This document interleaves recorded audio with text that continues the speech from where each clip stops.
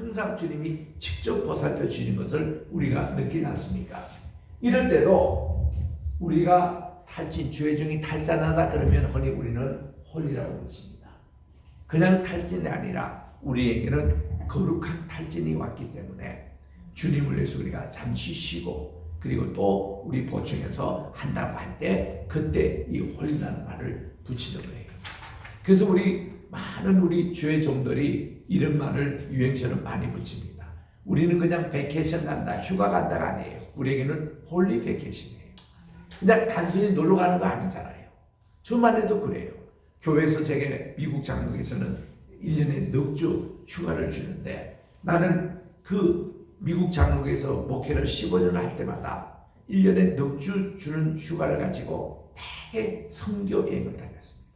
성경에서 말씀을 가르치고 이렇게 해서 우리 계속 게세마네 신학교 운동을 일으켜 왔는데 저는 제 휴가를 그렇게 사용했어요. 저는 세상 사람들이 즐기는 휴가가 없었던 거죠. 어디 가서 놀건다, 어디 가서 수영을 한다거나 이게 없었던 거죠. 아까도 제가 처음에 간증했지만 제게 있어서는 노는 게 참 괴로워요. 나는 아무것도 하지 않고 논다 하는 것은 내게는 아주 그냥 그 모욕과 같은 일입니다. 내게는 제일 좋은 게 책 읽는 거, 글 쓰는 거, 강의하는 거, 주의 사역을 하는 거, 선교하는 거, 이것만큼 재밌는 게 없어요. 그래서 평생을 우리는 주의 사역을 일해오는데 이런 것을 즐거움을 느끼지 못한 사람에게는요, 이게 노역이에요. 매주 설교 시간마다 스트레스 받고 또 무슨 설교문을 써낸다, 그 스트레스 받고 이런 사람은 사실 목회하지 말아야 돼요. 그런 목회는 하나님이 연락도 하지도 않은 거예요. 목회 스트레스 받는다, 한경림 목사님은 했어요. 여러분들이 진짜 예수 믿는 사람 맞습니까? 예수 믿는 목회자 맞습니까? 예수 믿지 않는 사람만큼 그렇게 근심 가지고 한다면 그게 무슨 예수를 믿는 거냐고 막 야단을 치는 그런 한경림 목사님이 계시는데 그분에게도 그래요. 우리는 사명감 가지고 하기 때문에 이게 즐거워야 돼요. 따라합시다. 목회를 즐겁게 합시다. 숙제를 즐겁게 합시다. 즐겁게 하셔야 돼요. 이것도 정말 하나님이 주신 사명감으로 이렇게 숙제도 그렇게 즐겁게 하고 또 이렇게 우리가 주의 선교사역 또 목회 우리 또 설교 즐거운 마음으로 해야지. 제가요 제 나이에 매일 아침마다 이거 새벽기도 하고 신방하고 주일 예배 인도하고 또 이렇게 신학교 강의하고 내가 이게 여러분 방학 때도 다 쉬었지만 나는 방학 때 쉬지를 못했습니다. 세상 말로 얘기하면 계속 줌으로 강의를 해야 되고 또 내가 이렇게 시간만 나면 또 글을 써야 되고 또 글을 편집해야 되고 식박 상담을 해야 되고 계속 그렇게 다니면서도 그게 짐이 된다 이러면 내가 못했을 거예요. 내가 왜 이거 합니까? 나도 낚시를 즐기고 난 또 골프를 하는 거 가끔씩 하는데 골프도 다니고 다 내가 글을 쓰는데 그런데 내가 내 성격에 말이죠. 저는 어릴 때부터 태어나서부터 저는 주일을 하는 것이 제게는 취미요. 주일 하는 것이 내게는 가장 즐거운 일이지 세상에 노는 거 못하겠더라. 그래서 제가 열심히 그냥 하는 거예요. 이 하는 자체가 내 삶 자체예요. 제가 못하는 건 몇 가지 있습니다. 밥을 잘 못해요. 집안 살림 잘 못해요. 설거지도 그렇고 빨래도 잘 못하고 그런 거는 잘 못합니다. 사람이 다. 그래서 내가 미안하게 우리 사모님은 집에서 못질도 하고 이렇게 하는데 내가 그런 걸 한 번도 해봐야지. 그런 거는 잘 못해요. 기계를 사면은 요거를 자세히 읽어보고 이렇게 분석 붓고 이런 거 좀 해야 되는데 그게 제게는 떨어지는 겁니다. 그래서 심지어는 아까도 제가 봉지를 이렇게 우리 새벽기도 마치고 이러는데 우리 박 집사님께서 좀 뜯어달라고 해가지고 그거를 뜯어주셨어요. 그것도 잘 한대요. 저는 그게 왜 그렇게 어렵는지. 라면 봉지도 이렇게 뜯는데 그거를 잘 뜯어야 되는데 나는 뜯으면 잘 한대요. 그래서 이게 가위가지고 그냥 잘라버리거나 이제 하는데 그런 게 제가 안 되는 게 좀 탈입니다. 이게 운동화 끈을 제대로 못 이제 묶어가지고 나는 운동화 끈 있는 거 제대로 안 신습니다. 그거 못 해가지고 그런 것이 있는데 이런 목회라든지 주의 사명을 즐거움으로 해야지. 그래서 이런 홀리라는 것을 다 붙이는. 그러니까 뭐예요? 스타디도 뭐예요? 우리는 공부한다 하지만 홀리 스타디예요. 거룩한 공부예요. 여러분 오늘 이 시기에 앉아 있는 것이 이게 무슨 타임입니까? 홀리 타임이에요. 거룩한 시간이에요. 이 장소가 뭡니까? 홀리 플레이스, 거룩한 곳입니다. 여러분이 지금 하나님의 거룩성에 지금 참여하고 있잖아요. 그래서 내가 맨날 얘기하는데 같은 우리가 시간을 가지더라도 카이로스 시간이 있고 크로노스 시간이 있어요. 이 카이로스 시간이라는 것은 하나님과 하는 시간을 카이로스 시간이라고 합니다. 이 크로노스 시간인 것은 일반 시간과 같은 거예요. 여러분들은 크로노스 시간 똑같이 하루 24시간 주어졌습니다. 이거를 카이로스 시간으로 바꾸는 이게 신앙이다 이거예요. 주님의 말씀을 묵상하고 배우고 기도하고 이 말씀을 가르치고 전파하고 이것으로 이렇게 하는데 심지어는 꿈속에서조차도 신학 공부하고 꿈속에서조차도 숙제하고 꿈속에서조차도 전도하고 여러분 이거 여러분 저는 일어나서 말이죠. 하나님께 종종 그런 기도를 했습니다. 꿈속에서 죄를 지어요. 그냥 살 때는 그런 게 없는데 꿈속에서 연애하고요. 꿈속에서 남의 여자 오면 한 번 더 쳐다보게 되고 이럴 때 아침에 일어나서요. 얼마나 그 때문에 회개기도 한지 몰라요. 하나님 꿈속에서 죄 지은 거 용서해달라고 이런 식으로 하는데 자기 관리입니다. 그래서 우리 시간도 마찬가지. 하나님이 똑같이 24시간 수간을 주셨는데 요 크로노스 시간을 카이로스로 바꾸면요. 하나님이 이게 정말입니다. 하루 24시간이 2배 남길 수 있어요. 48시간 쓸 수 있어요. 또 하루 24시간 곱하기 5 해가지고 그만큼 시간을 쓸 수 있습니다. 저 보세요. 저는 여러분들이 아침 일어나서 12시까지 제게 정말 제발 좀 전하지 말아요. 저는 누구에게나 부탁합니다. 지금까지 제가 신학교 지금 교수 된 지도 42년이 되고 목회자로서 삶을 이렇게 살아가면서 내가 제발 오전 시간만큼은 내게 전화하거나 이메일 가거나 카톡하지 말라고 그래요. 왜냐하면 나는 그때 하나님과 연애하는 시간이거든. 하나님과 대화하는 시간이거든.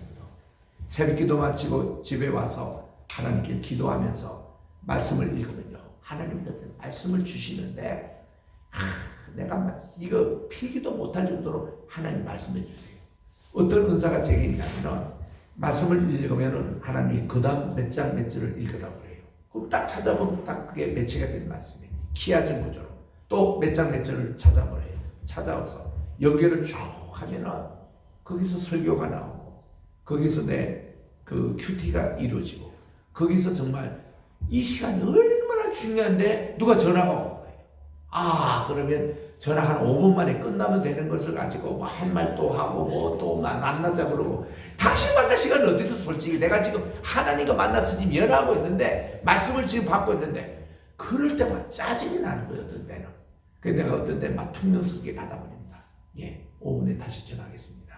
아니면 내가 오후 시간 언제 그거 하겠습니다. 하고는 말씀 받을 때는 진짜 내 방에 받기 싫어요. 그래서 대부분은 내가 전화기를 끊어버려요. 아이고 통화가 안 되겠고. 그런데 가끔씩 내게 이제 오해하는 분들도 있는 거라 가지고 오해는 나 할 수 없어요. 내 공부하고 내가 하나님과의 그 좋은 시간. 근데 그 시간 지나면은 이게 없어져요. 그 때문에 그걸 놓칠 수가 없는 거예요. 그래서 저는 평생을 카이로스 시간을 쓰도록 지금까지 살아온 겁니다. 남들보다 더 많이 노력하고 남들보다 더 많이 책을 많이 쓰고 이게 그냥 된 게 아니고 하나님이 그렇게 해주시는 거예요.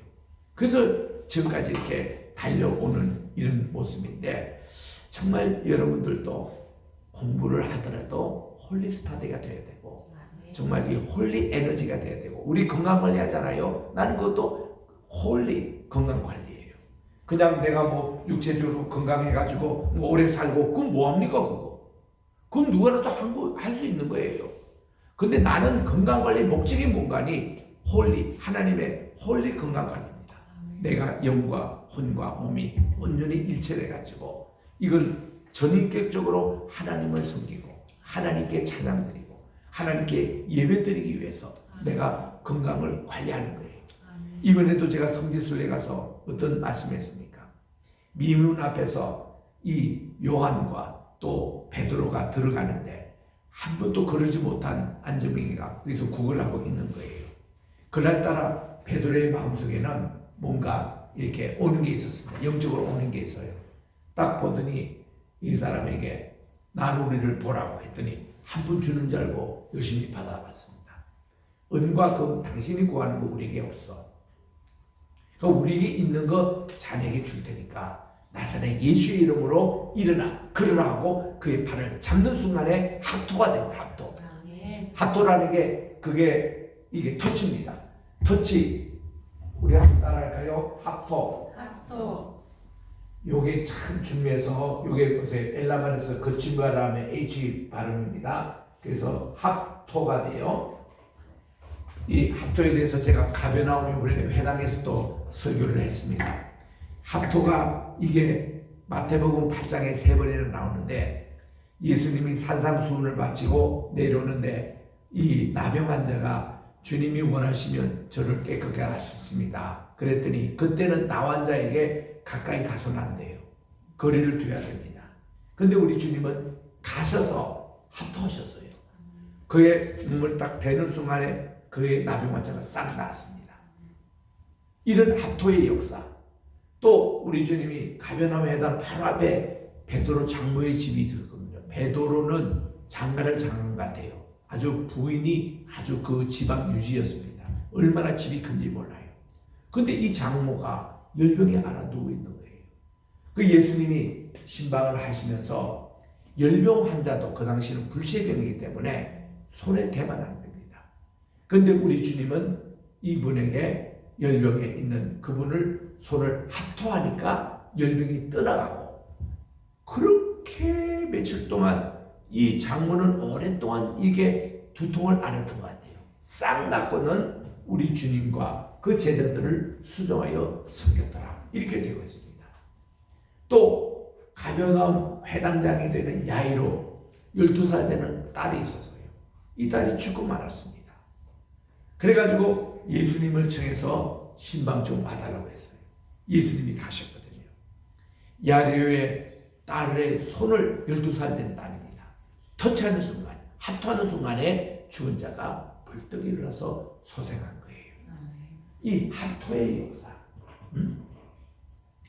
그래서 이 성문 미문 앞에 있는 안전뱅이 이 친구가 베드로가 말이죠. 나사렛 예수의 이름으로 일어나라고 손을 딱 합토를 하니까 일어나서 걷게 하기도 하고 뛰어보기도 하고.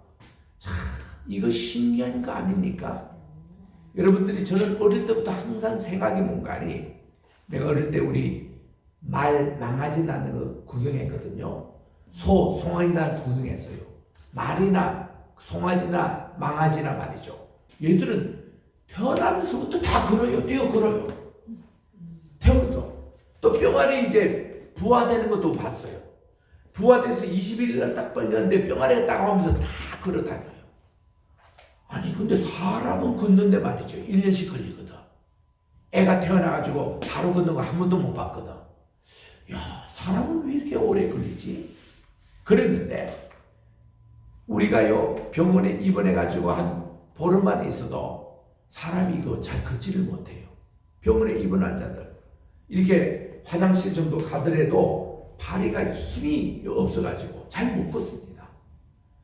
그런데 38년 동안 중풍병자로 누워있는 자가 일어나가지고 어디서 힘이 나는지 자기 걷기도 쉽지 않을 텐데 주님은 또 침상까지 들고 메고 집으로 가자 하는데 그까지 메고 가잖아요. 우리 성한 사람도 그렇게 못합니다. 근데 38년 동안이나 한 번도 걸어보지 못한 사람에게 주님 말씀하시니까 침상까지도 메고 걸어가잖아요. 이처럼 미문 앞에 앉은 이 문을 낫게 할 때 주님이 합도해서 예수님의 이름으로 그가 일어나서 걷게 됩니다. 뛰게 됩니다. 너무 감사해요. 그러니까 그가 제일 먼저 하고 싶은 게 뭔가니 성전 안에 들어가서 예배드렸다는 거예요. 왜냐? 그때만 해도 구약시대 율법시대이기 때문에 몸이 성하지 못하는 자, 이렇게 뭐 불구가 있다든가 무슨 뭐 눈이 한쪽 안 보인다든가 이런 자들이 성전에 못 들어갔어요. 예배를 못 드렸어요. 근데 예수님이 모든 병자들을 하나하나 다 낫게 하신 유일한 목적이 말이죠. 이들로 하여금 성전에 가서 예배 드리도록 그렇게 다 합토의 역사가 일어나고 낫게 한 거거든요. 그래서 이 미문 앞에 앉은 이분도 뛰면서 하나님 예배, 요 문턱 하나입니다. 문턱 하나를 넘지 못했어요. 이게 걷지를 못하니까. 그런데 그가 걸을 수 있어 내가 맨처음 갔던 거지. 성전에 들어가지고 뛰면서 하나님을 찬미하고 마음껏 예배드리고 얼마나 좋은 시간입니까? 이런 식으로 우리 주님이 나병 환자도 낫게 해서 예배드리러 가라는 거예요. 이제는 너희들이 예배드릴 수 있다는 거예요. 그래서 제사장에 가니까 오! 나병 없어졌어. 오늘부터 예배드리러 된다. 일주일 동안 예배드리고 주님께 감사합니다 하고 사마리아 사람이 와서 감사했잖아요. 주님은 예배자도 다 받는 거예요. 뭐든. 그러니까 여러분들이 어떤 병에 걸려서 뭐 아까 주님 이거 치료해달라 이럴 때도 이게 홀리, 내게 이게 병이 오는 거 아픔 오면 또 홀리페인, 거룩한 아픔이 돼야 된다는 공간이 그걸 통해 가지고 주님의 합토 역사에 일어나서 나음으로 내가 진정한 예배자로 다시 거듭나는, 하나님께 진정 하나님께 감사자로 이렇게 하는 목적이 되면 하나님이 우리를 낫게 해주시고 하나님이 우리에게 필요한 돈도 주시고 하나님이 필요한 모든 사람도 붙여주시는 이것이 이 원리거든요. 그러니까 우리가 조지신학을 공부할 때 이런 내용들을 공부해야 합니다. 이 성경의 깊은 그 원어에 관계되는 이런 것으로 해서 우리 신학교에 오늘 또 마무리 시간에는 성경 원어 시간을 배워가지고 이런 것을 제가 설명을 해드리려고 하는 거예요.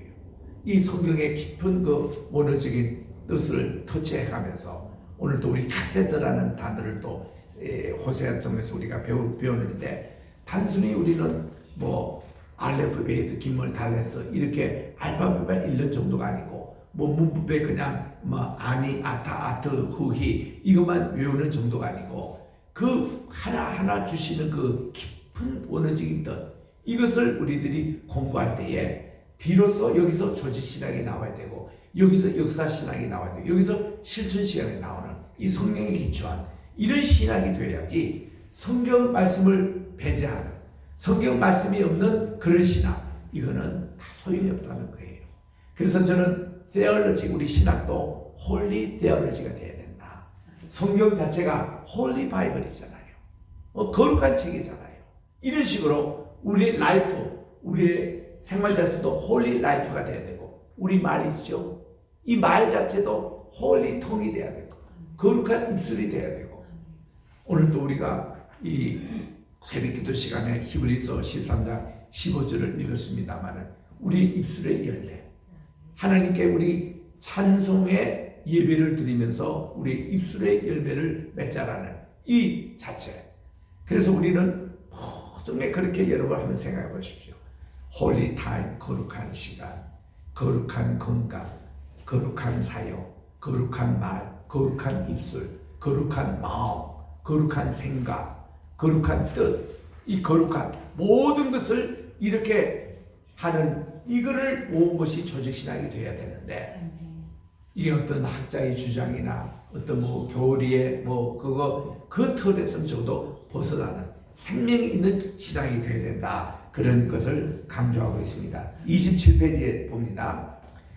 27페이지에 조직신학의 정리에서 이것을 같이 한번 읽어보겠습니다. 시작. 조직신학은 엄밀한 의미에서 신학의 한 부분이기에 신학과 동일시할 수 없지만 그러나 조직신학 혹은 교회학은 예로부터 넓은 의미에서 신학으로 통용되어 왔다. 그 이유는 근세 이전에는 신학의 분야가 세밀화되지 않았기 때문이다. 최근에는 분명하게 조직신학, 구약신학, 신약신학, 교회사, 실전신학, 성교학 등으로 분류된다. 일반적으로 신학이란 어떻게 정의는 되는지 보자 해서 찰시 하주부터 얘기하는 거예요. 이게 프린스톤 신학교의 아주 간판적인 제가 이제 프린스톤 신학교에서도 10년 동안 강의를 했거든요. 이 찰스 하치에 대한 건물도 있습니다. 이분은 뭐라고 얘기한가니 Theology is the exhibition of the facts of Scripture in their proper order. 이 신학이나 뭔가니 성경에 있는 사실들을 아주 proper order, 이게 그 순서별로 잘 정리한 것이 신학이다. 얼마나 성경적인 이게 관점입니까? 참 이거 좋은 거예요. 그래서 이게 성경적인 proper order와 relation, 관계성 속에서 with the principles or general truth, 우리가 이 원리에 대해서는 그들 자신이 그게 속해 있는 그런 이제 그 어떤 진리 가운데 있으면서 여기 있는 대로 지금 제가 신학이란 성경의 사실들 그 자체 안에 포함되어 있는 원리와 일반적인 진리를 가지고 그것을 적절한 순서와 관계에서 사실들을 제시하는 것이요 모든 것을 펼쳐 도와서 이렇게 제가 이제 번역을 한 겁니다. 이거를 참고하시고, 그다음 칼 바르트라는 이분은 얘기하기를 이 신학이란 is action is a theology, 그의 행동이 신학이라고 정의를 내렸습니다. 여러분 이 칼 바르트에 대해서는요 우리 장신하고 총신에서 상당히 다른 각도에서 가르치고 있습니다. 제가 장신에서 먼저 공부했잖아요. 장신에서 공부할 때는 이종성 학장 밑에서 우리가 조지신학을 공부했는데 그때는 칼 바르트의 교회학을 중심으로 공부했어요.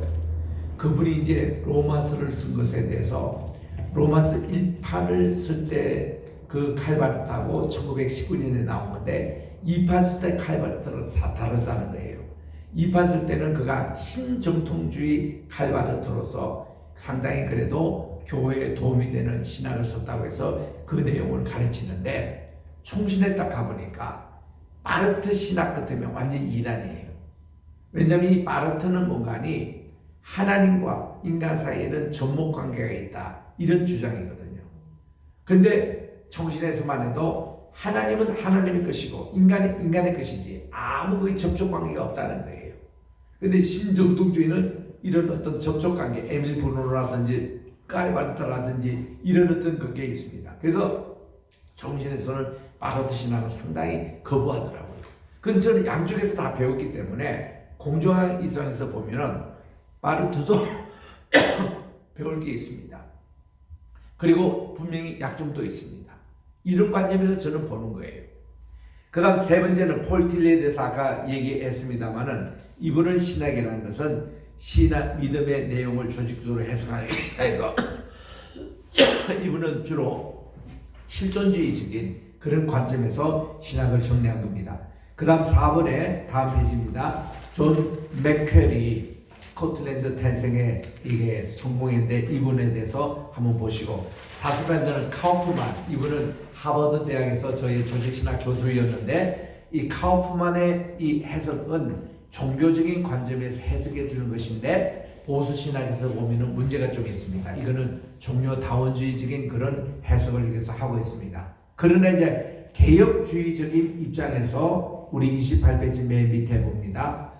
누가 한번 읽어주세요. 양홍기 목사님 한번 읽어주실까요? 교재 있습니까? 없습니까? 우리 그럼 우리 이태원 목사님이 좀 읽어주세요. 28페이지 맨 밑에. 개혁주의적 입장. 기존의 건전한 많은 학자들이 정의를 한다. 최근에 간단하고 명료한 적절한 정의를 소개하면 존 프레임을 들 수 있다. 그에 따르면 어떤 주제에 대한 성경적인 가르침을 요약하는 것으로 본다. 조직신학이란 어떤 주어진 주제에 대하여 전체 성경이 오늘날 우리에게 무엇을 가르치는가라는 질문에 대답하는 학문이다. 우리들은 말하기를 조직신학이란 여러 다양한 주제에 관계된 성경 본문들을 수집하고 이해하고 그리고 그 본문들의 가르침을 분명하게 요약함으로써 각각 주제에 관해 우리가 무엇을 믿어야 하는지를 알도록 해주는 것이라고. 예, 개혁주의적인 입장이 이제 우리 입장입니다. 우리는 개혁주의, 우리가 개혁으로 시작해서 지금까지 이렇게 왔기 때문에 리폼드 테올로지, 이게 이제 우리의 그 관점이거든요. 이런 관점에서 반틸, 우리 따라합시다. 반틸. 이분이 웨스트민스터 신학교의 조지신학 교수입니다. 웨스트민스터 신학교에 가면 제가 거기서 7년을 가르쳤거든요.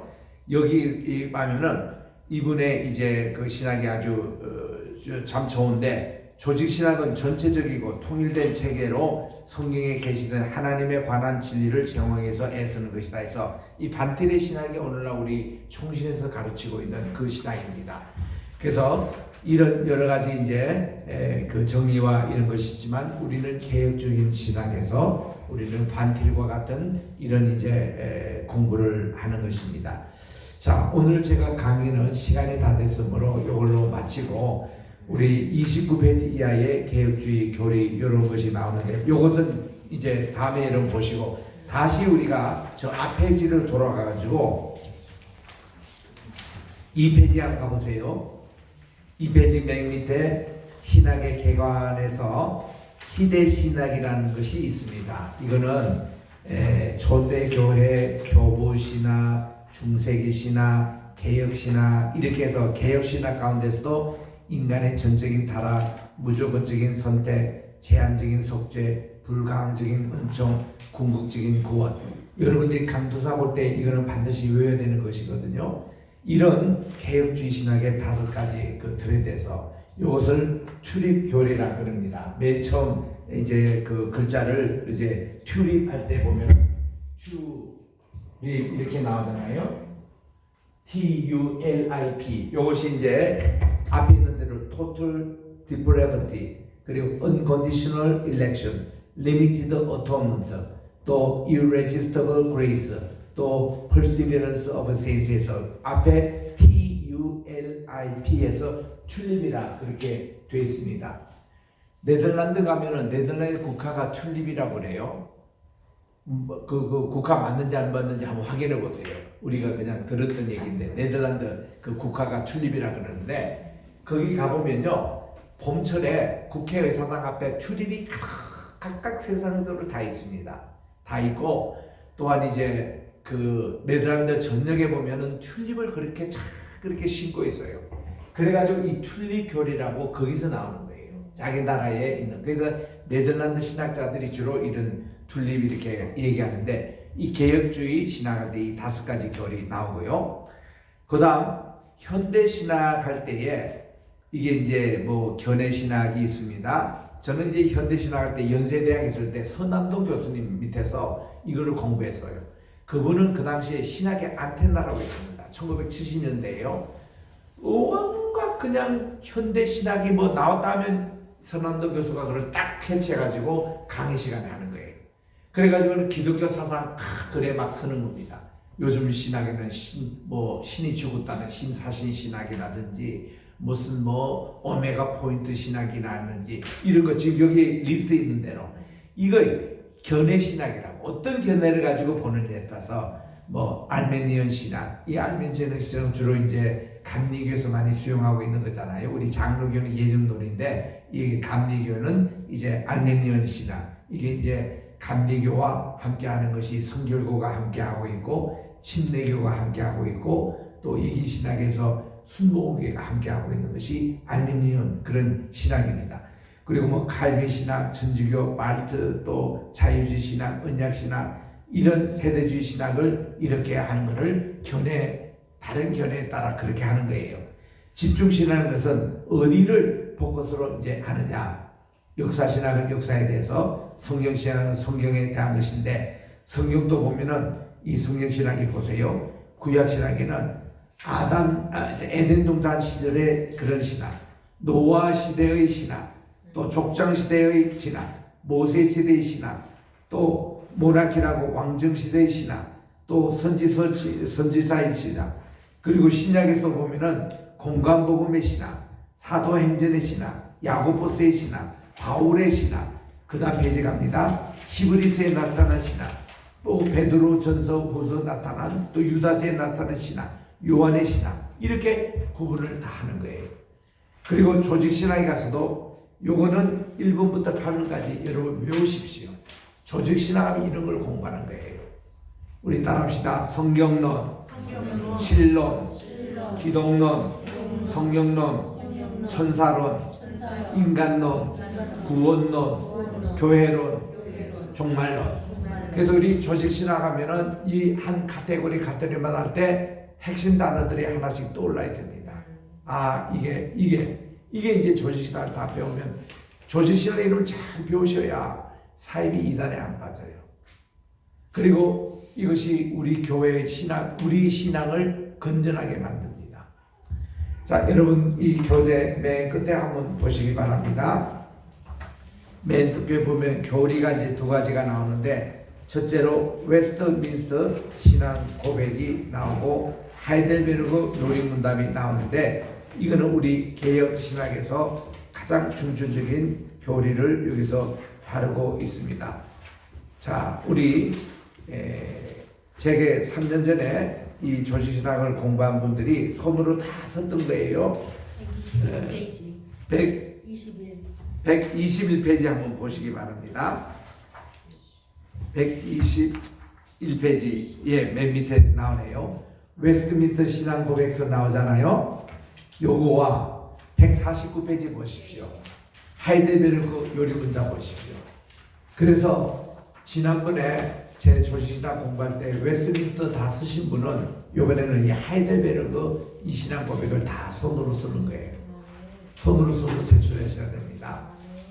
이게 얼마나 좋은지 몰라요.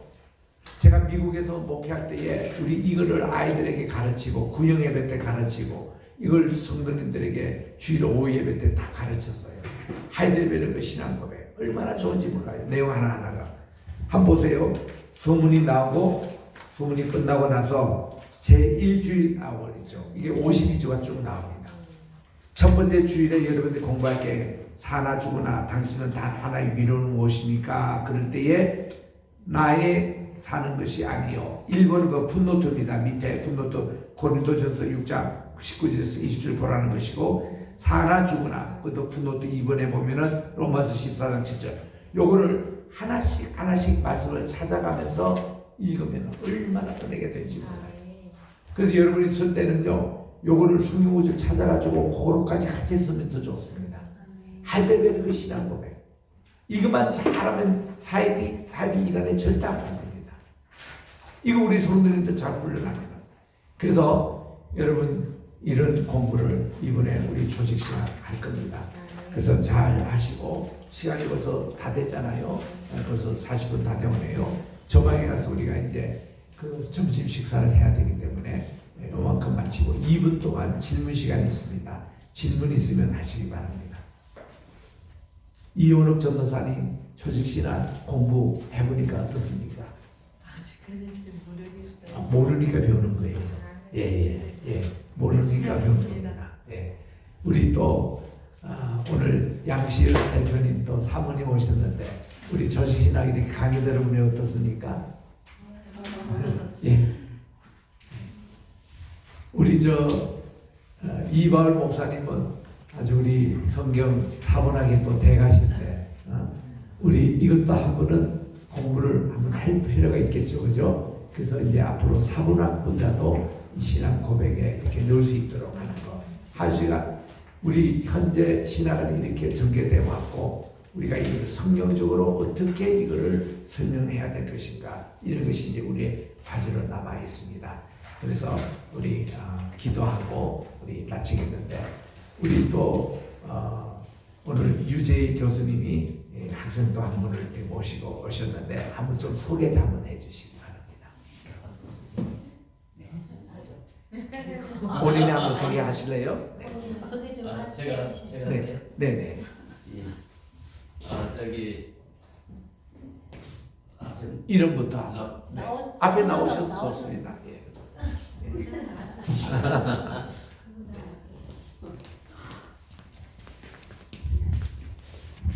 앞에 나와서 자리가 경례.